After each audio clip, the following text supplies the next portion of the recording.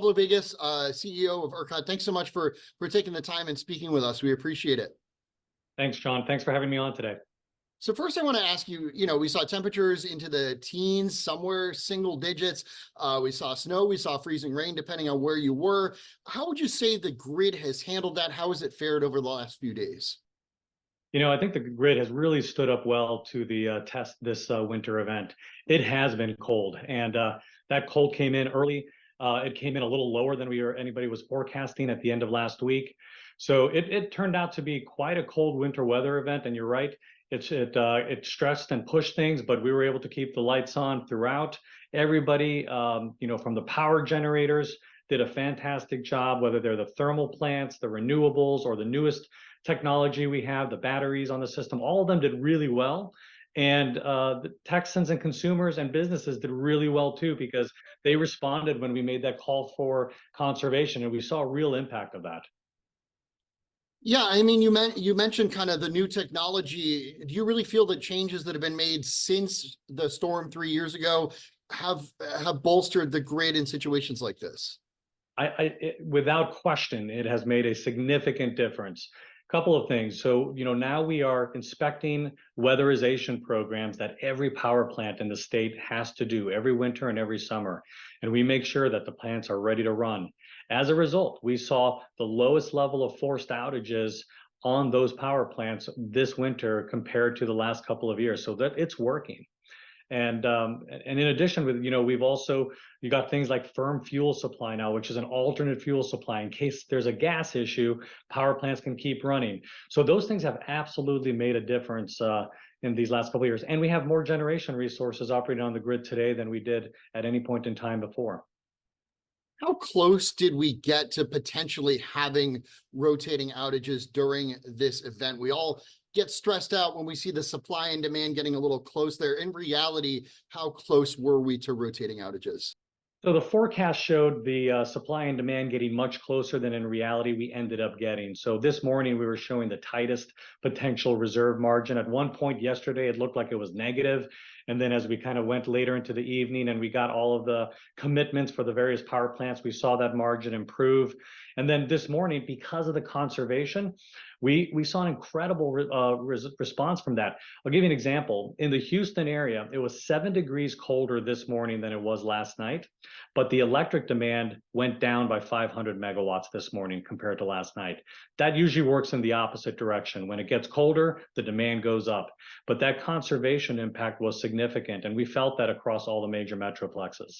So you see kind of a straight line between issuing that conservation call and people actually doing what you asked them to.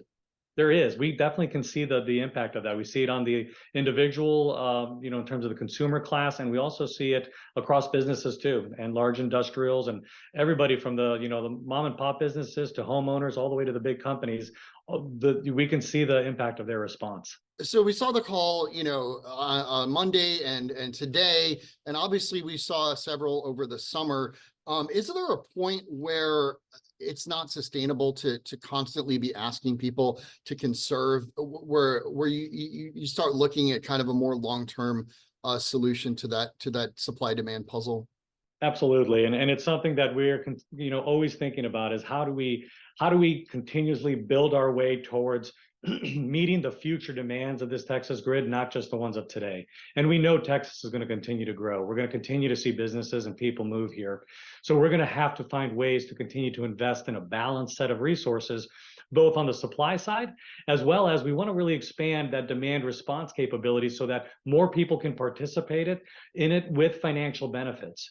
Not just the large companies that to do it today, but be able to broaden that out so a broader set of consumers can actually participate in financial incentives around demand response.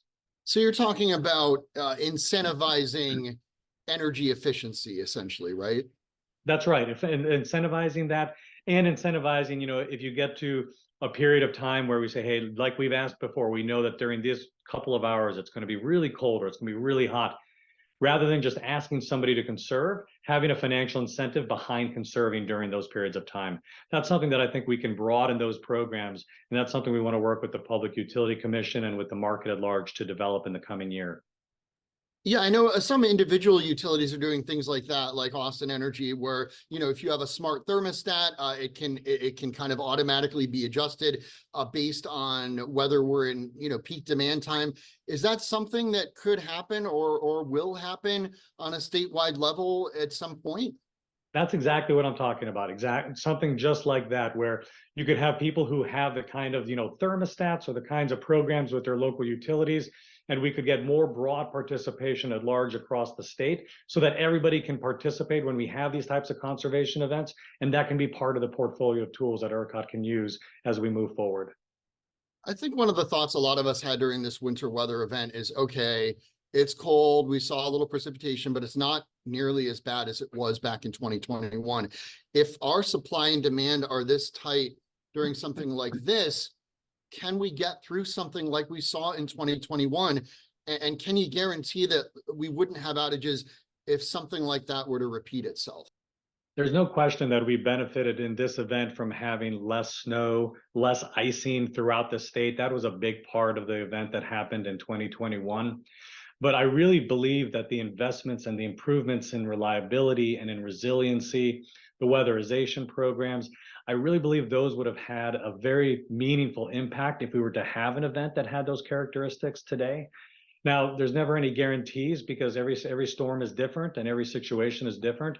But I know that we would be much better prepared for a storm of that caliber today than we ever have been before. What needs to happen long term? We talked a little bit about some of the energy efficiency solutions, but just the fact that we keep hearing it's record demand, record demand, record demand. We keep breaking our own records, and more people are moving to Texas. That isn't slowing down. How do we keep pace with that, or how do we catch up to that? So the energy efficiency and the demand response is certainly part of the story. Then on the supply side, we're really seeing a lot of progress on that front already. When it comes to renewables, we're seeing the growth in solar and wind both. Those are coming online, every year at a pretty rapid pace. Battery storage is growing incredibly. During Winter Storm Uri, I believe there was less than 500 megawatts of battery storage on our system. Today, we have almost 5,000. And by the end of this year, we could have that nearly doubled. I'm certainly going into next year. So those types of resources are growing very quickly. And then recently, the legislature just passed a couple of laws that incentivize the development of the traditional thermal dispatchable generators like gas power plants. And so we've already seen some announcements start to come out where companies are going to be investing in new thermal dispatchable resources because of this incentive that was passed. So it's really about growing the set of supply in a balanced way so that we can meet that incredible population and business growth. And I just want to ask you about the winterization piece, because obviously we remember 2021, we had, generation plants, natural gas plants that froze up. I know stuff has been done on both the electricity side and the natural gas side. Has enough been done on the winterization piece, and does more need to be done? What we need to do is we need to keep up with the programs that we have on both sides. So the pipelines have been implementing weatherization programs. The electric power plants and the transmission line companies have been implementing theirs. We need to just keep at it because that's really what has been driving some of the improvement in the performance across the board. We've got good policies in place, I know, on the ERCOT side, on the electric side, and we're going to continue to follow through with that. And we continue to refine and make those requirements adaptable so that they match the kind of weather events that we're seeing on any given season. And so this year's requirements were more stringent than last year's requirements. And we saw the benefit of that inspection and weatherization program during this event. Last question. How confident are you that we're going to get through the rest of this winter without any major issue? Well, this weather event was certainly a strong testament to the quality of the work that's been done over the last couple of years. We can never rest on our laurels on this. We have to continue to be working to drive improved reliability. We're never going to rest until we can ensure that, under any weather event, whether it's heat or cold or just every day, that, Texans can feel comfortable knowing that their electricity is going to be reliable. All right. Pablo Vegas, CEO of ERCOT. Pablo, we really appreciate you taking the time and talking to us and sharing your expertise. Thank you. All right. Thanks so much for having me today. Have a great day. You too.